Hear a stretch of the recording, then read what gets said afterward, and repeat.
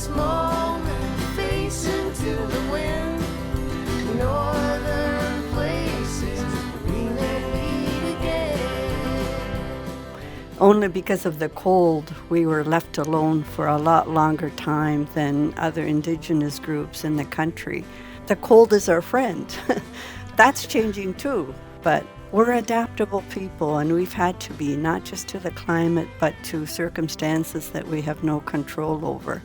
I'm proud to say Inuit have to be one of the most adaptive people in the world, because when I think of my parents and how they grew up with igloos, homemade shelters, and the way of life, and having credit cards before they passed away. That's Nancy Karetak-Lindell, the recently appointed senator for Nunavut. She was also Nunavut's first member of parliament, elected in 1997 after playing a key role in negotiations to establish Nunavut as its own political riding 2 years before it became its own territory.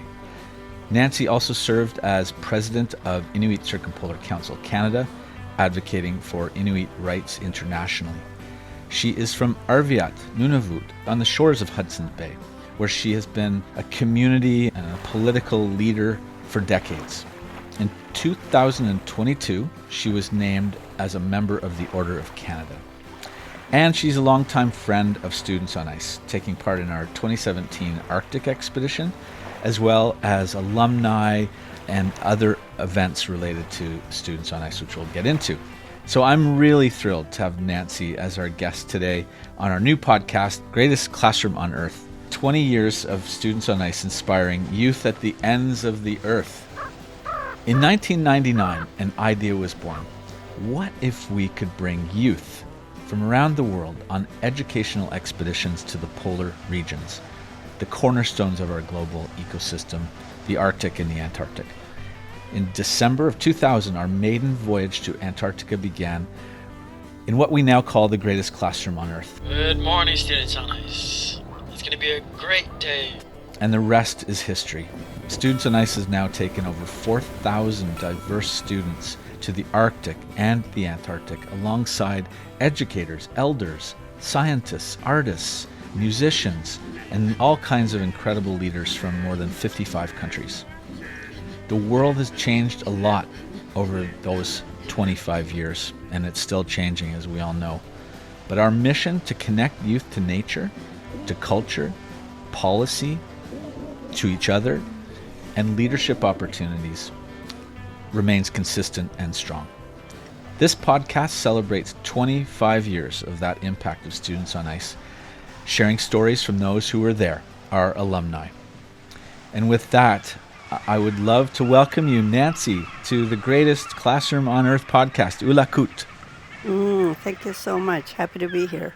It's so great to speak with you today. I am reaching you in your hometown, Arviat, which I understand you've been having quite a storm the last few days.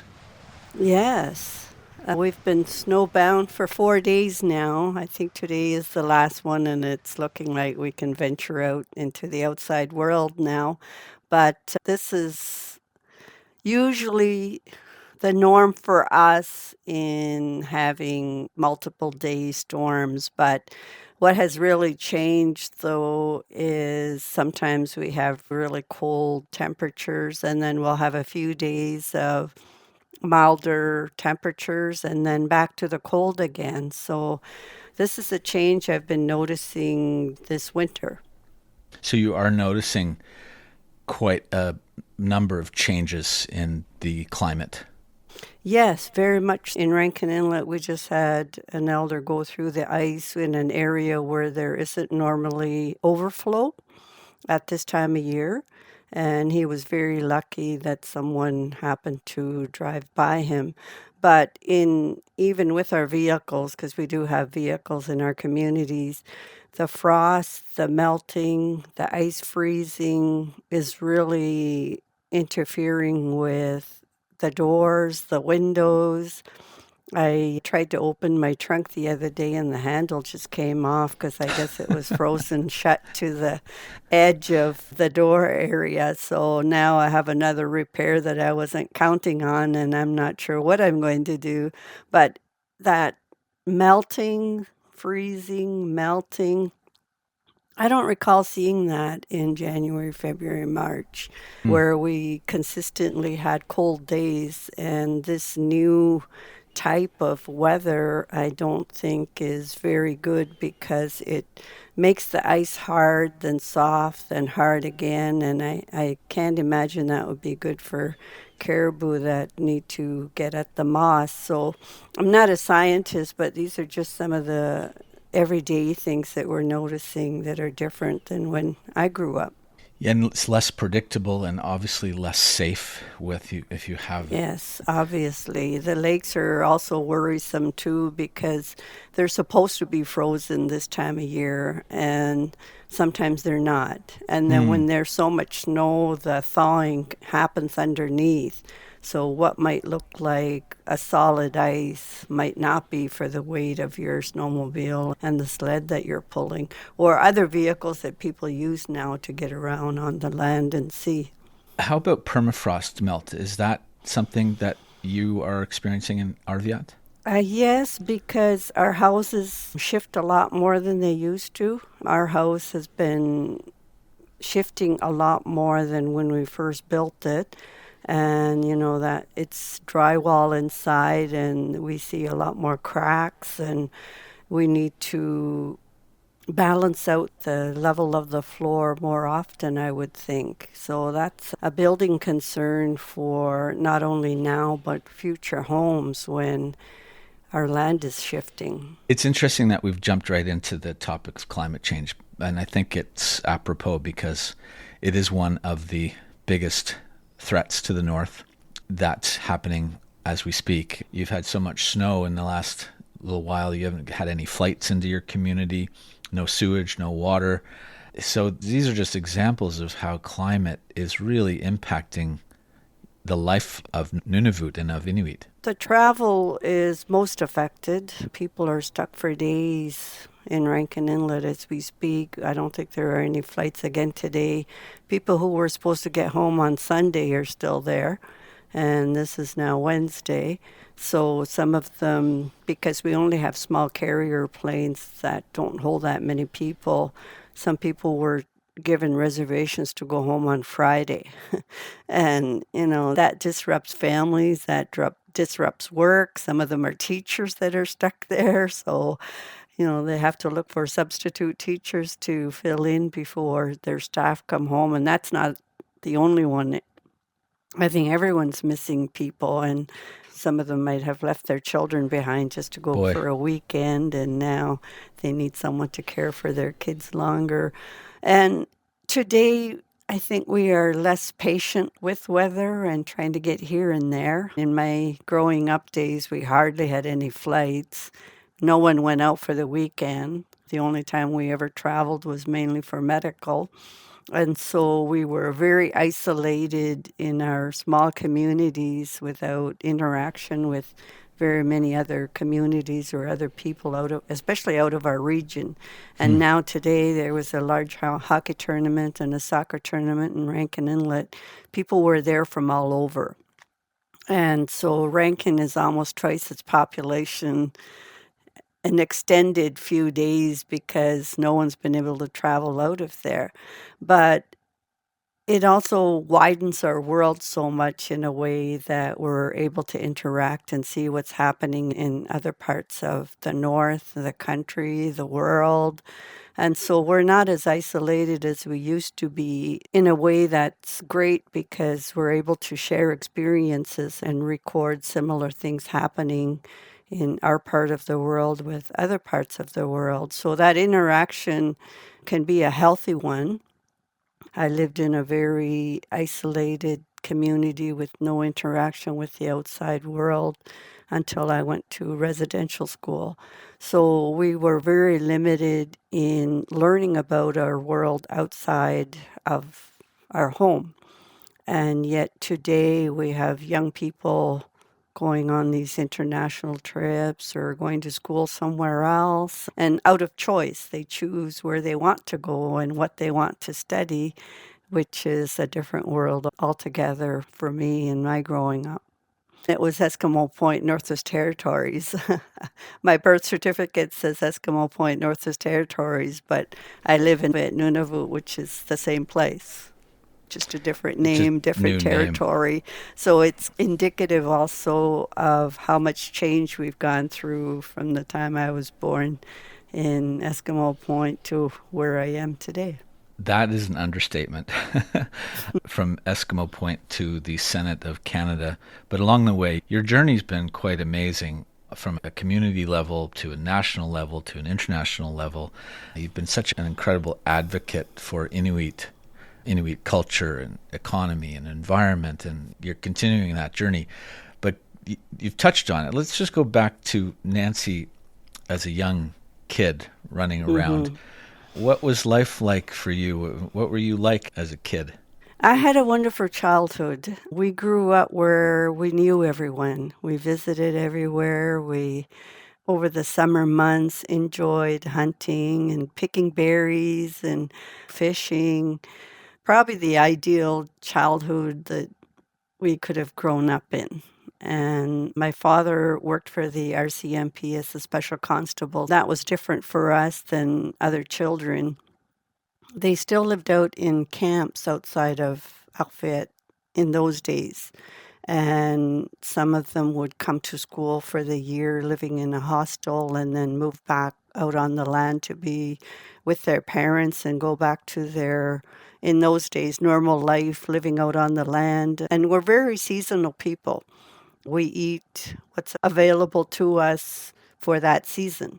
And so the fall, the winter, the spring, and summer, we would eat different things because that's when the birds are coming in the spring, and we have eggs, and then we have the birds themselves. We have the birds first, and then eggs after that. I knew some people who never ate eggs all year round except in the springtime because you eat what's available, and they just kept up that pattern even though there were chicken eggs in the stores after a while. The life that my parents grew up in, and a little bit of it passed on to us, is my mother was always sewing clothing. And so she did caribou clothing in the fall when the skins were thin and sleek. And then she did different sewing over the winter, sealskins, and a bit of contemporary sewing at that point. She also did clothes for different RCMP personnel that came up. And you weren't always lucky that the next person fit the clothes of the one who just left. So she had to make all new ones because they still did patrols by dog team. I mean, I grew up when my father was still traveling by dog team to visit these camps that I talked about. And they would do censuses and make sure people were okay in their camps. Who was born, who had passed away, were they okay? They caught enough to last the winter. So they would go to all these different camps and just check on people. So I grew up in a time when different people started moving into our community, some for health reasons, some so that their children could go to residential school, or then they began schools in our community. Children had to be brought into the community to attend school. And so we learned about things that we had absolutely no idea what they were. We read about farms and we learned about farm animals and streets and tall buildings and concrete. And I'm sure each child had a different picture of what we were being taught, and some of them were probably nowhere close to our what we imagined them to be. Fruit growing out of trees, apples and oranges, where they came from. It was very different trying to balance life at home because our parents were unilingual Inuit that did not speak English, and we were just starting to learn English. So my age group and a little bit older were the transitional group, moving from all Inuktitut being spoken in the home to learning English and trying to learn this new way of life that was very different from our culture, very different foods. And we were being groomed to be more successful in a world that we were not familiar with and didn't know there were other countries. I grew up when my parents weren't, I was born actually before my parents were even able to vote in a Canadian election. This is in my lifetime, and our world just kept expanding. And then we had people relocated, we had people sent out for TB to sanatoriums for many years.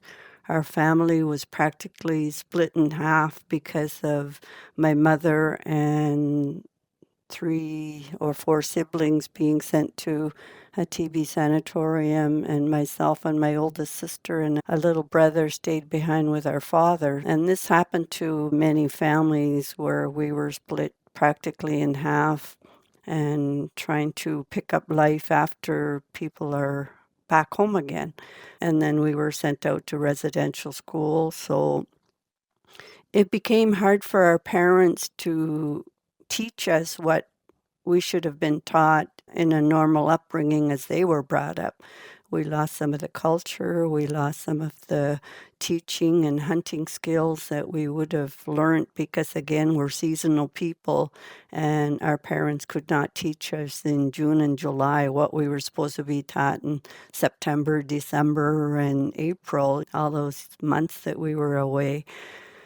I'm very proud of the people who have come through regardless of all that. Hunting regulations came in and we weren't allowed to hunt geese in the spring when they arrived because rest of Canada hunted them in September. And so these are some of the regulations and policies and laws that we had to learn to live with, which did not take into account whatsoever of what we already had and our way of governing ourselves. No society can exist without their own governance system. But people felt who came into our communities from somewhere else felt that we didn't have any governance system. We didn't have any parenting skills. We didn't have teaching abilities. So they thought they were filling in gaps, which led to many years of trauma and trying to come back to learning our language again, learn our skills again. And our family was lucky because our parents realized that this could be a dual education instead of or. And I think just that one word would have made such a difference if someone's mentality had been you could learn both ways of learning instead of just an or and Yeah. not given a choice about it.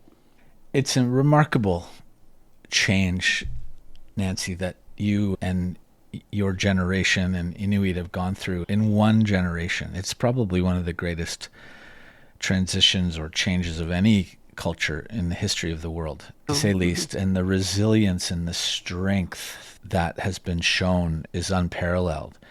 You mentioned that you went to residential school. Do you mind if I ask you about that? That's okay. How old were you when you went to residential school, and where was it? I was older. I was 14. I know some cousins, because of religion, went at 4, 5, 6 years old because they were Catholic and were shipped off to Chesterfield Inlet. We were Anglican, so we got to stay home and go to school in our community eventually. My older siblings went to a different residential school in Churchill, Manitoba, called the Churchill Vocational Center, and they went quite young because the highest grade in my community at the time was grade 6. And so by the time I was going into grade 7, we had 7 and 8 brought into our community, so I was saved from having to go at a much younger age. So I got to stay home 2 more years than my 3 older siblings. So I didn't leave until 14. So that had its own repercussions in those families where very young children were taken away from their families, and a whole community would lose the majority of their children. And even now, I cannot imagine all of a sudden our community losing that age group of children. And this has caused tremendous trauma when families were completely changed because someone's policy somewhere made that decision without our input. And I like to say it's better in that we are part of decision-making processes, but there's still times that we're an afterthought.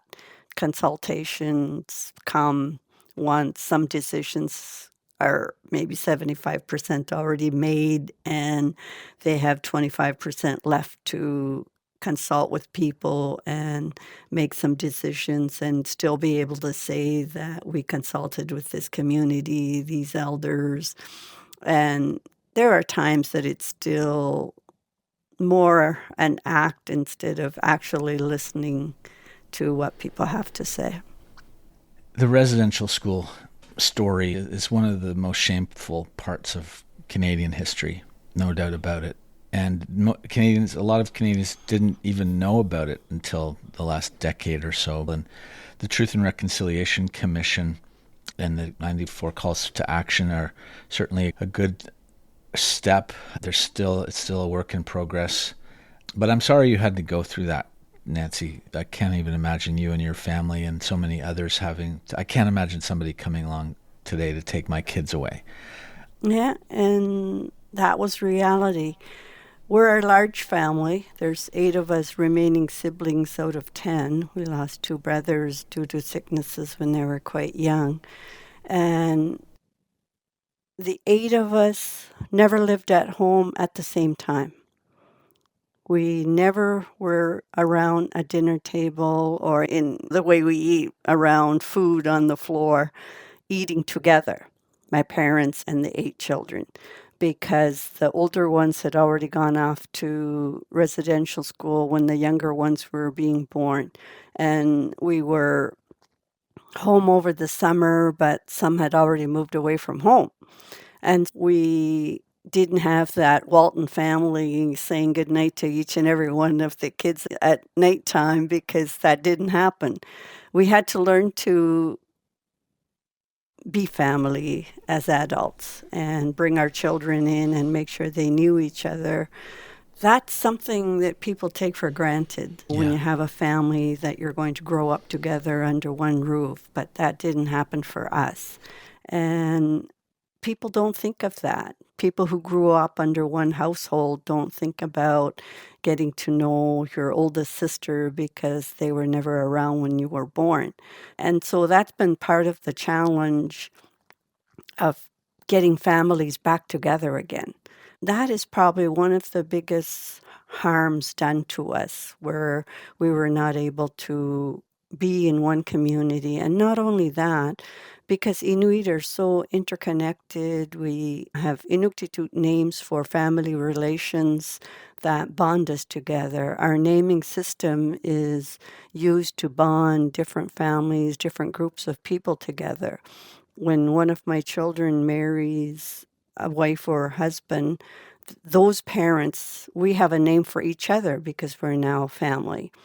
And so those are all the different cultural things that we've had to bring back. One of the hardest things for our young people in post-secondary that I've come to realize is they miss being around the little people. Everyone grows up with all age groups in their family. We're interconnected with our nieces' children, grandparents, other grandchildren through different children. We're just so bonded together in ways that we didn't realize we did. When our children go to post-secondary, they're all of a sudden with only their age group. Right. They don't see grandparents, they don't see parents, they don't see their cousins' children, they don't see their younger siblings.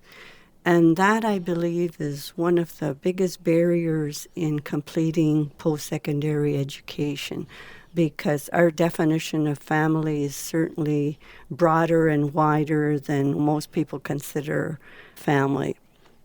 And I always jokingly tell the story. My late husband was from Toronto, and when we had our two first boys, my definition of family was very different than his definition of family. If I mention family, I'm thinking of my parents, all my siblings, all my two sons, plus all their cousins.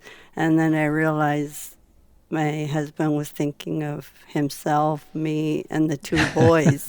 And then I always say, by the time we had our four sons, he knew what family meant. Yeah, he was getting and himself in. But that's the kind of definition of family that comes to our minds when we mention the word family. And it makes it that much harder for anyone that moves away from their community to learn to live without those bonds, that closeness. It's an integral part of who they are. And so that's something that we have to think about when our children go off to post-secondary. I think that's one of the reasons Nunavut Sivunik program is such a success, because they put that part of being part of a family right into the way the course is taught. They keep in touch with different people that pass through Winnipeg. They have community type of meals with each other. It's more communal living. And of course, being able to FaceTime with your family is a total different thing. And it brings me back a little bit to my first residential school years, that we didn't even go home for Christmas. So we were out from September to June, and there was no EMTing, no depositing money into our accounts, and we had no telephones. And well, we had no long distance service. We had telephones by the time I think I went to school. Before that, it was the Army leftover ham radio operators. Farm people will understand this, the long, short type of ringing party lines that everybody Remember listens those. into.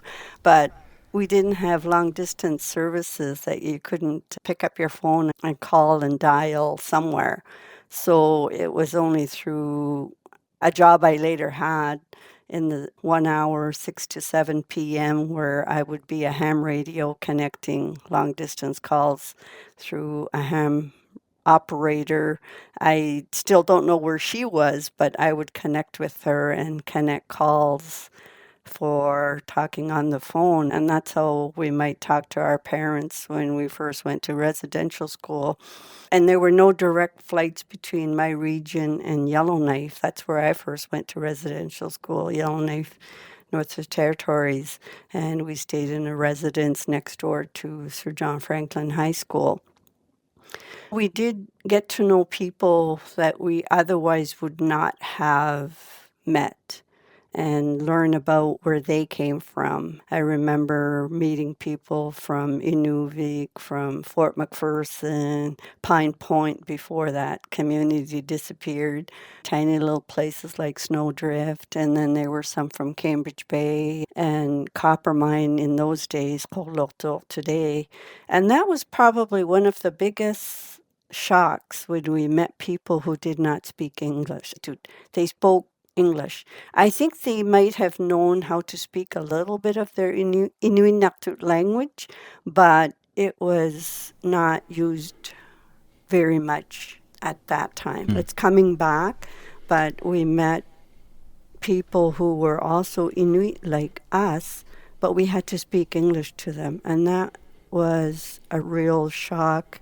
And we found out that many of them had been leaving for school since they were very young, too. Oh, boy. And in a way that made us very mature, because we were going to school with towners, we called them, and people still living in Yellowknife and going to our high school and never having left home. When I first went to university, it was a real adjustment, because I was the same age, but I felt years and years older because I'd already been away from my parents.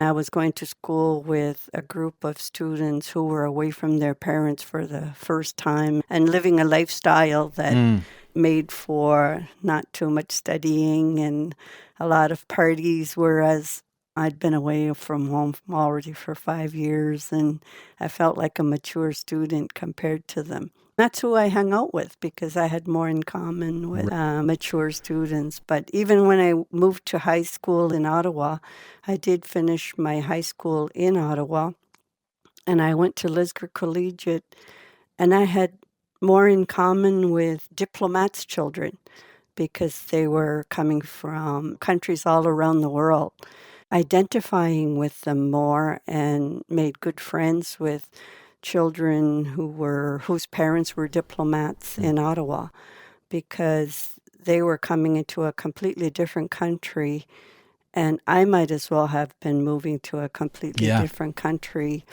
in the 70s. And I understood what they were going through, and they understood what I was going through more than the fellow Canadian classmates who just couldn't seem to figure out where I came from. And I remember one of them asking me to get a stamp for them when I went home for Christmas and bring it back to them for their stamp collection. Like you were from another country. Yeah, and I said, it's just going to be the same stamp as what you buy here because we are Canadians. And this was in the 70s. Things have changed, but there's still people that we have to keep educating and re-educating about what living in the North means and how different a world it is. When I grew up, we learned very little about the North, about Inuit culture. I first met, the first Inuk I met was at a program in Ottawa when I was 14 or 15 years old. It was James Arviat, actually.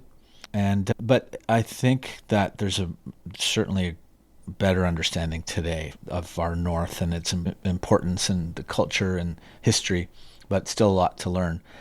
There's so many directions I could go here. Nancy, you've touched on so many incredible parts of your life. Going back to what you just said earlier about no consultation back in the day, what did that mean for you, or what does that mean for you now? It means a lot.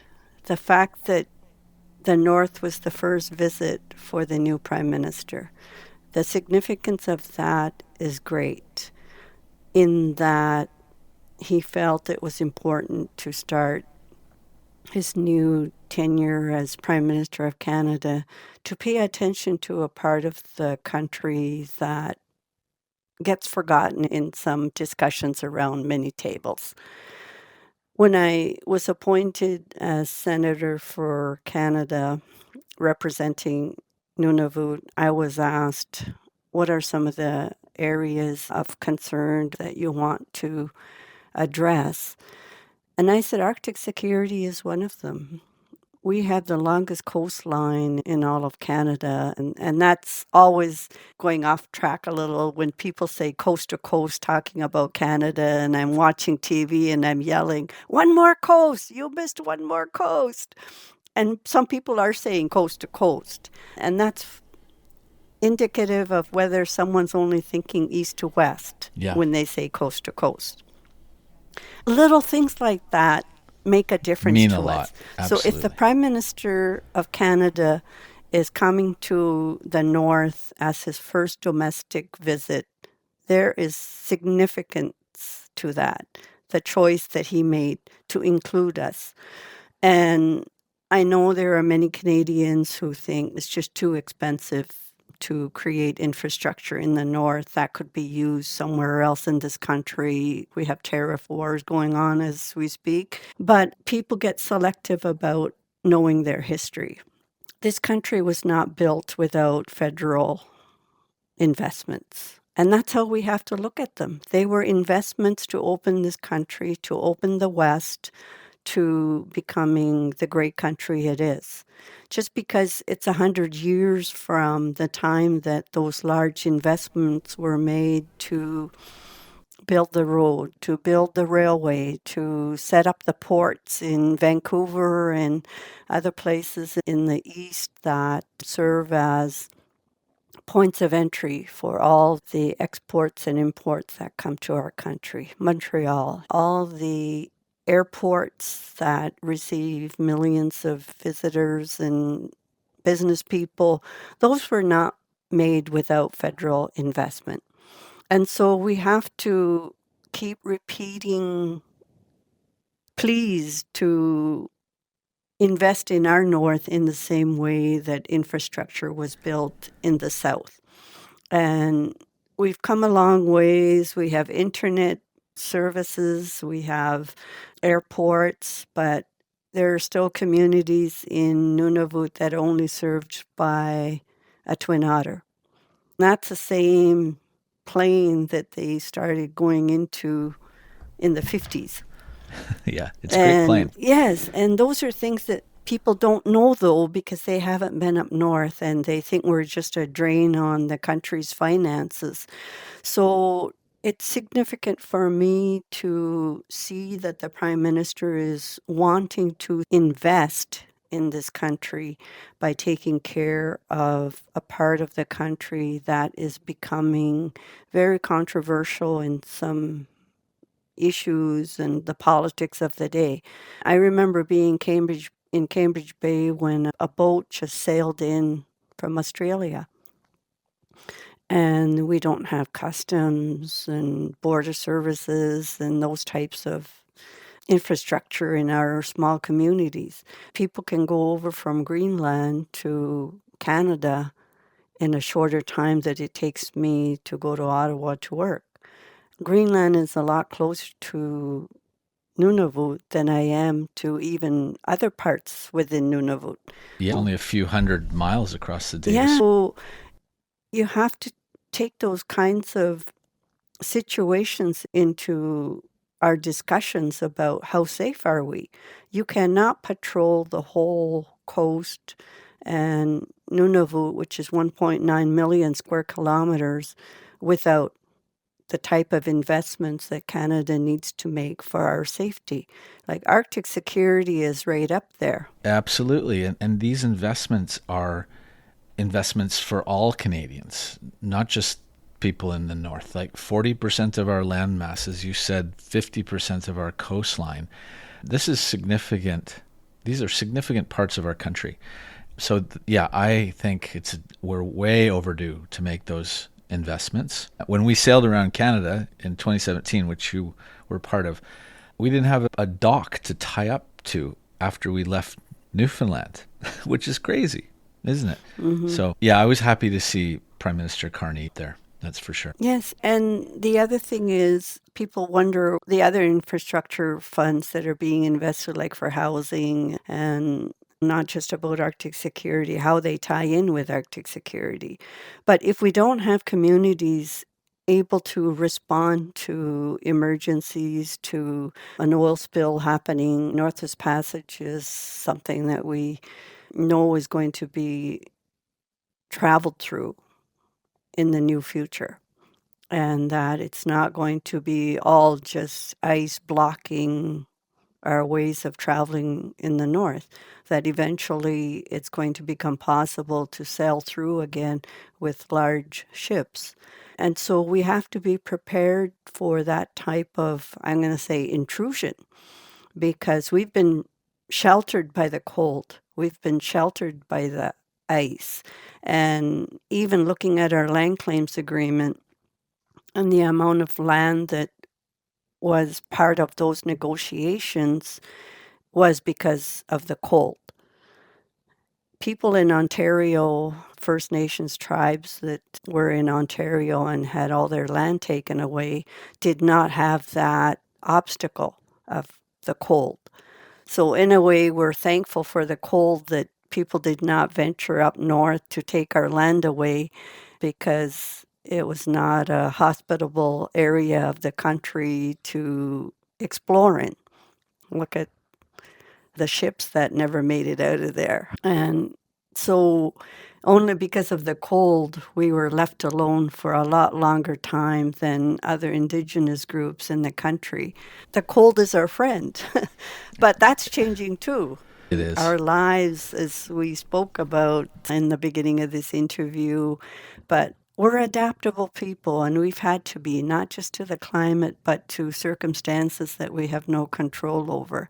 And I'm proud to say Inuit have to be one of the most adaptive people in the world, because when I think of my parents and how they grew up with igloos and homemade shelters, the igloos and the way of life, and having credit cards before they passed away and were able to show Yeah. my mother was watching TV through her satellite dish. It's incredible to go from literally igloo to internet in one lifetime. And even you and I having a podcast interview, who knew what that would be? And you going into the Canadian Senate.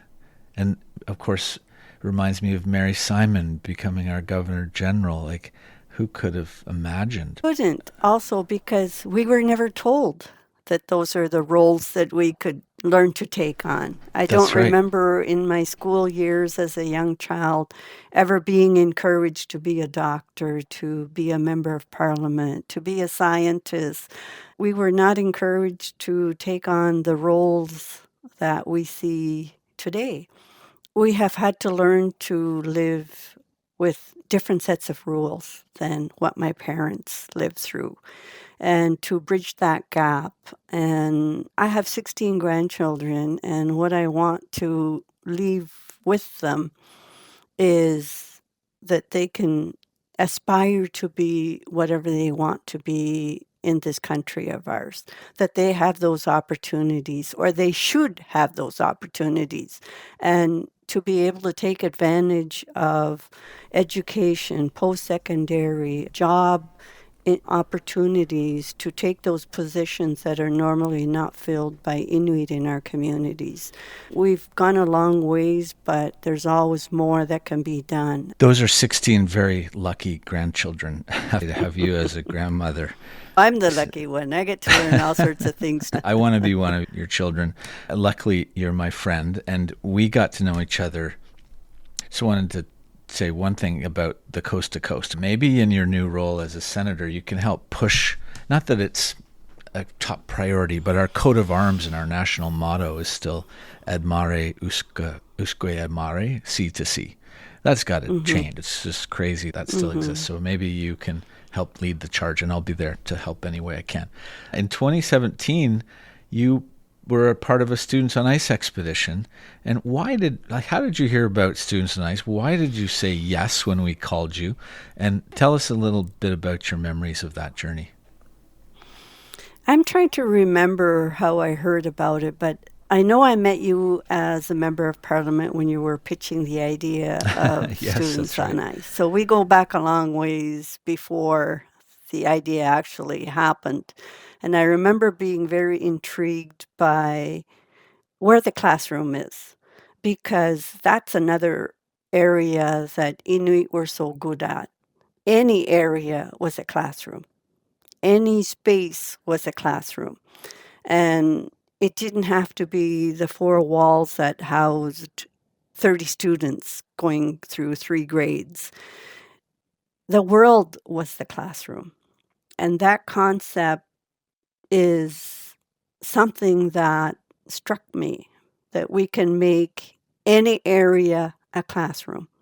And that's been one of the biggest changes to our world, because we were forced to change what classroom meant, and trying to fight the fact that any area could be a classroom.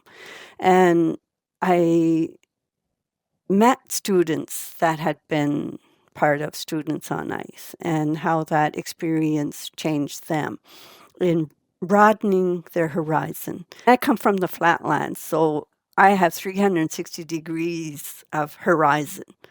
So the way I look at my world is there's the horizon around me. And that's how I think we need to think of encouraging our young people that the horizon isn't just what they see around them, because when you go down south, and that's something I had to adjust to, is that very closed in feeling. I can only see as far as the next apartment building. I can only see as far as that mountain or hill that I might come upon. And so metaphorically, I feel very closed in when I'm somewhere where I can't see the horizon. But today we can create a kind of horizon that is not necessarily geography and physical. And so when I was with the Inuit Circumpolar Council Canada, I was invited by students on ice to participate.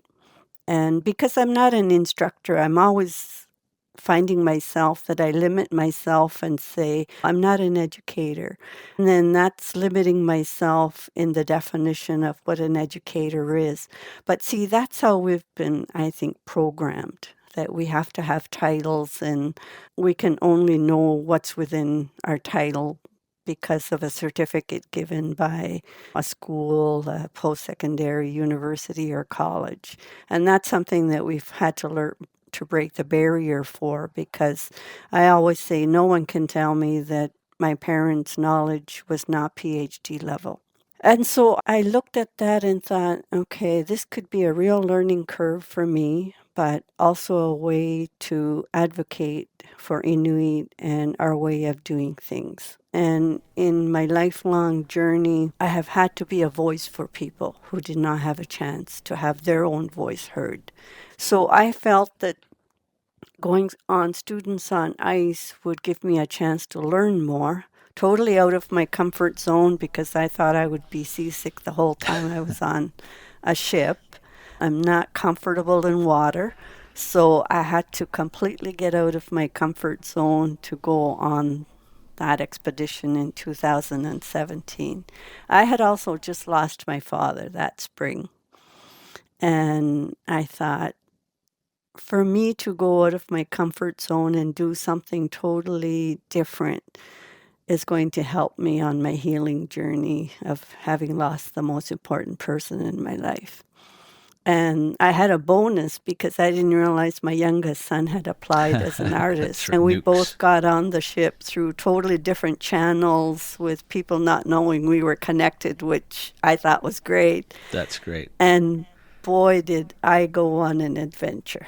I've never forgotten that. It is. But the people I met on that trip have been very influential. Some I don't keep in touch with as much because, there's 200 something odd people on the ship. Things I heard, people I met. It just brought so much of the whole world onto one ship for just, 10 days? 12 days. Yeah, That's right. and the education that we received, and hopefully I taught some things to some You of the sure students did. that were there. It was incredible to go through those 12 days of never knowing what we're going to do that day, because again, it depends on the weather. It depends on the ice conditions, whether we can get to the island that we want to get to, or that land that we want to get to, or see the whales or the birds that don't exactly follow script. No, they do not. We were lucky, so lucky to have you as part of the team, and you are an incredible educator. You've been part of our Arctic policy cohorts over the years that are parts of our alumni program. So we're proud to have you as an alumni of Students on Ice. That journey, I guess we started in Resolute Bay, didn't we? And then went to Greenland on that journey. Yes, I'm trying to remember where we started, but we started in Ottawa with the orientation, Yeah. and that was an experience on its own. But I learned so much also. And the one that sticks out the most for me is the young girl and young boy that came from Southern Pacific Ocean that Oh, yeah. felt the impact of the glaciers melting in my part of the world, and the connection that we have to islands that far apart, and how global warming and the rise of the sea levels are affecting them. And that connection is one that I've never forgotten, that we are so interconnected in ways that we are feeling changes in opposite ways with people that live absolutely at the other end of the world. And you said it was ice and coral. What was the name of the that project? was, yeah, Coral and Ice. That was a Yes, project, and yes, those and kids were from Micronesia. yes, I didn't even know that country existed. And so I learned about islands that I didn't even know existed in this world. And I think that's what many students take away from being on Students on Ice expeditions, that we see parts of the world that we otherwise would never. And even if we don't see them, then we're hearing about them, learning about them in presentations. And the one that I sat in of collecting eggs from the cliffs outside Pond Inlet, the aqua eggs. I can't remember what they're called in English, but they're gathering eggs from an thick-billed myrrh. absolute straight up cliff Yeah. that they have to use ropes to find these nests and pick eggs. And I always remember the presenter saying that they picked 150 eggs because it was the 150th birthday for Canada. I didn't know that. That's so. Little things like that that's so you fun. hear that stick in your mind and say, "Oh, that's so cool, so That cool." is super cool. And, I never and heard how that he story. teaches younger people to learn to do that. Something I am never going to do. But Me you neither. realize how different people are. That's the other thing.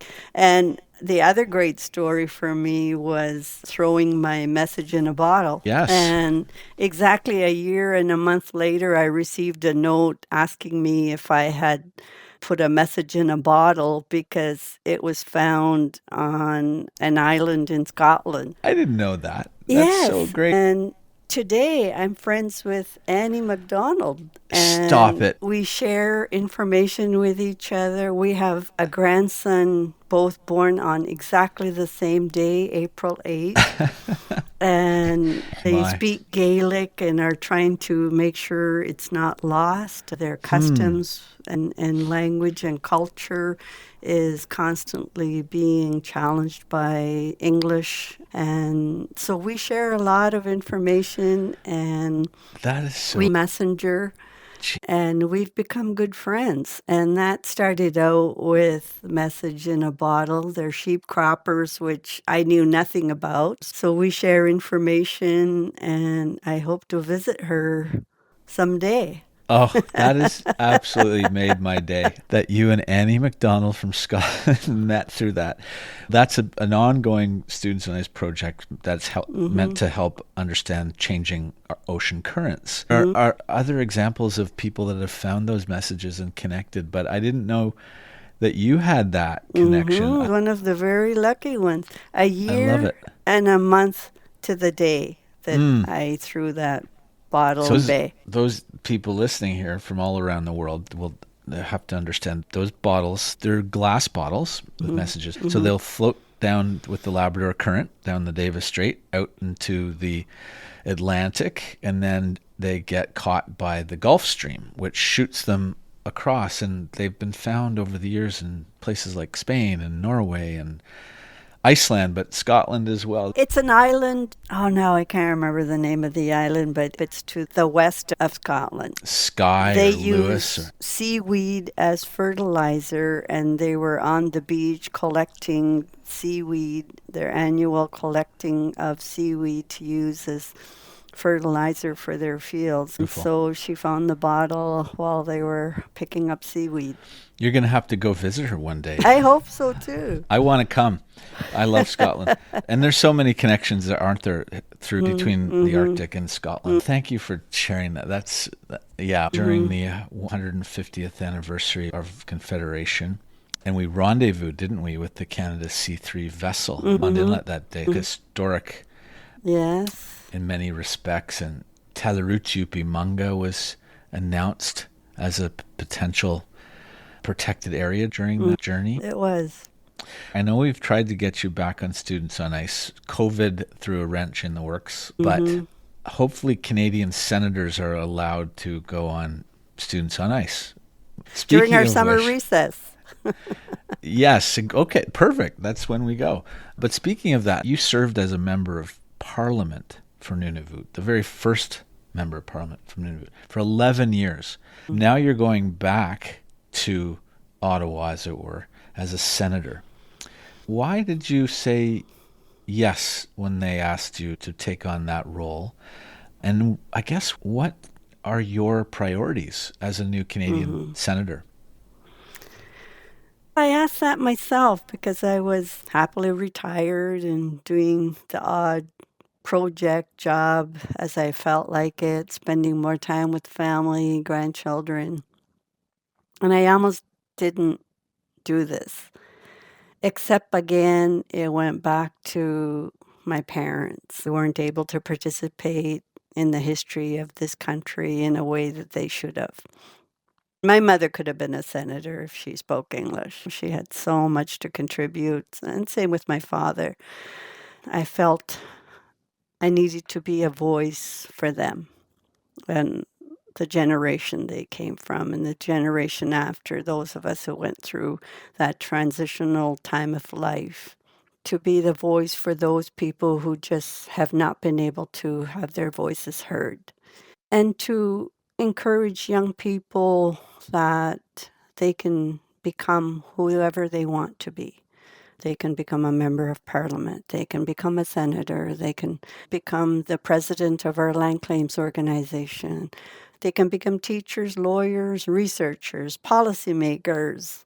And that's what I try to encourage, that there's nothing stopping us from becoming these people that make decisions about our lives. That we need to be part of that discussion. We need to be part of that decision making process, and our voice needs to be heard, because when we're so few in such a large territory, and same with Northwest Territories and the Yukon, there's always only one member of parliament, one senator for half the country's geographical space, more than half. Because we do things by population and we don't have the numbers to be that loud voice. But we're also adaptable people, able to take the technology that's available to us today to have our voices heard. We can do, as we are doing podcasts, we can use the internet, TikTok, make documentaries, make films, and bring issues that affect us out into the whole world. And that's And happening, isn't so, it? yes, The so North of North new series. You must love that. yes, incredible show. We learn to use those new technological tools to bring our voice out to the world. I know we have a story that's worthy of people's attention and the knowledge that we have. I just spoke to a conference and said, well, who invented the kayak? Do people know who invented the kayak? We did. And now it's in the Olympic sports. And we don't toot our own horn enough about those kinds of achievements. When Canada was doing Seven Wonders of Canada, the igloo made it because it's an engineering feat. That's right. Can't be improved upon. Yeah, it's just one of those things that made us survive the Arctic. It created a home for us in a part of the world that most people do not survive in if they're out in the cold in the winter when we're hitting minus 50 or more in wind chill temperatures. And we need to bring those stories out and prove to our young people that we are a people who can invent things that can be used all over the world. We have that engineering ability. We have that thought process that allows us to invent things. When you're one hunter in a little kayak with a harpoon and you catch a bowhead whale, That looks like something that you would see from a cartoon like Moana. Yeah. Only something that you see in a Disney movie where it doesn't look physically possible, but that's what Inuit did. And we need to bring those kinds of stories out to prove to our young people that we're not just statistics. We need to tell our young people that we're just as capable people that are able to pass on our knowledge so that we become contributors to society. We have to change how we assess knowledge. We have apprentices who can become journeymen in every trade available in the world. But because of the way they write exams and do theory, we just can't get that final jump to the Red Seal, to the journeyman's papers, even though the knowledge is all up in here. But they can't pass those written tests, or the ways that tests are done just do not work for our people. And that makes us feel inadequate. We have to be more open to different ways of teaching and different ways of assessing knowledge.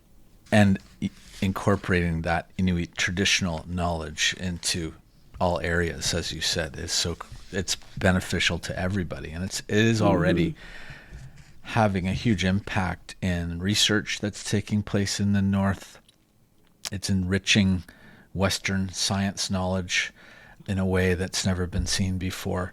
Understanding the past as well as looking at the present and the future. So you are already an incredible voice for all of that and more. And having you in the Senate of Canada is incredibly exciting. You must be excited. At the same time, I'm sure it's going to be a lot of work ahead. You have quite a bit of responsibility on your shoulders to speak for all of those people that can't speak, as you said. Are there 2 or 3 key issues that you think you'll hone in on? When you think of those top areas you want to focus on, what are they? I mentioned Arctic security because that's right in our face. It's happened before when we were in the history of the world, World War I, World War II, that the North was an area that I think was not strong enough to be a point of defense. And Arctic security is something I'm very interested in and very worried about, especially today with all the technology that comes into infiltrating our lives. And we cannot forget the North and what role it can play in Arctic security, or just security for our country. And of course, all the social issues that plague us. We need housing, we need opportunities for our children to pursue the different jobs and education that the rest of the country has access to. I think of reconciliation, all the different ways then we can share our stories and make people understand why we are in the positions that we are in. Human rights is something I've always been very interested in, and trying to make sure that people know their rights, because we can't fight for our rights if we don't know what they are. And there is always going to be someone taking advantage of us for not knowing our rights. That's where being a voice is always critical to me, that people just don't know how to make their views be known and be treated well, especially in healthcare. We'll probably always have to go south for specialized healthcare, but that doesn't mean we should not be respected and treated as people who are entitled to the top-notch health care that our country offers. And so many of these injustices, I was just speaking with another senator about forced sterilization of Indigenous women. We like to think that these are from the past, But there are cases like that, and this is not the only example of where certain things are still happening that we think are only happening in third world countries. That Canada needs to take care of issues in their own backyard before calling out some other country about human rights. So, trying to bring those to light. I'm really looking forward to working with senators that I've spoken with and find out that everyone works together in the Senate because of the way we are appointed now. We're not affiliated with a certain caucus in the House of Commons. And that's how we've governed, with consensus style, with working with people in our communities and coming up with the best solution. And I would like to think that I can carry on that same kind of way of working with people. We're just too few a population in the north to be on opposite sides and fighting over issues when we have a common goal. And that's how our ancestors did their decision making. And I would like to think that I'm able to use some of that in a modern setting. I've no doubt you're going to do that and much more, Nancy. So wonderful to talk to you today. Your voice is needed more than ever before for the North, for our country, and much of what you're saying is needed across the world, certainly across the circumpolar Arctic. So thank you for your service in the past and now coming up again in the future. I am looking forward to hopefully running into you more often since you'll be down here in Ottawa. Oh, I'll always be going home. That's a connection I have to maintain too, that I don't forget where I come from, that I'm also still interacting with people in my territory. And because of work and because of geography, yes, I will be in Ottawa a lot more than I have been in the past few years. But that's a reality of our large country. And I have to make sure that I'm always connected between the two worlds. No doubt that's going to happen, knowing you. We're so lucky to have you as part of our SOI family, of course, and those that are just meeting you for the first time, I'm sure have been very inspired today. As the last few minutes here, Nancy, is there anything else you'd like to share? And I wanted to ask you, what brings you hope today when you look at the big picture? I look at my own grandchildren and realize that every one of my 16 grandchildren has a chance to leave their own footprint in fresh snow. We just adapt them to fit into the world that we live in. I still tell my grandchildren to be kind to people, to listen to people, and to help where they can. And we have to carry those on. Being kind to others opens your world up in a way that will make a difference. Maybe not tomorrow, maybe not next week, but let's say 10 years from now, someone comes back to you and says, you know, what you did for me made my life worth pursuing, made going back to school worth the sacrifice, made me a better parent. And that's what we all strive for as human beings, that we want the next generation to have a better life, that we want to be good parents, encouraging our children to be good human beings. In our Inuit philosophy, one of the lessons that we are asked to teach is to teach our children to be people, to become a good human being. And everything else will fall into place if you are a good human being with kind thoughts and trying to help other people. So that gives me hope. That really does give me hope, and that there are good people still amongst us that are willing to make our lives and our world a better place to live in. Kuyanamik, Nancy, that's a very powerful final message for all of us to hear, and I'm jotting notes here as you said. I can't wait to listen to this podcast, in fact. Thank you so much for coming on the greatest classroom on earth, which you are a big part of. I really appreciate your time today, Nancy, and we wish you the very best in your exciting journey ahead. So thanks. Thank you for having me. And I'm proud to also have been a student in that classroom of yours. So thank you for having me. You are very welcome. And again, let's make this a continued journey. We're hoping Students on Ice has more years ahead, and having people like you to help us shape that next chapter is really important. So we'll definitely be talking again. And I hope the planes start flying and landing and you can get back into your house. I want to just say thank you to the wonderful Sarah Harmer for our podcast theme song, Lancaster Sound, or Talarutu Pimanga. The song you're hearing now is called, appropriately, Arviat Drum Song by Juno Award-winning musician Ian Tamlin. It was recorded along the shores of Sermilik National Park in Nunavut during the 2017 SOI Arctic expedition. I might look you in the eye and stare across. Joining Ian are two other SOI alumni, James Raffin and Andrew Bresnahan. Thanks to all of them. If you enjoy this podcast, please give us a review and rating where you listen, and share a link of this episode with friends and family.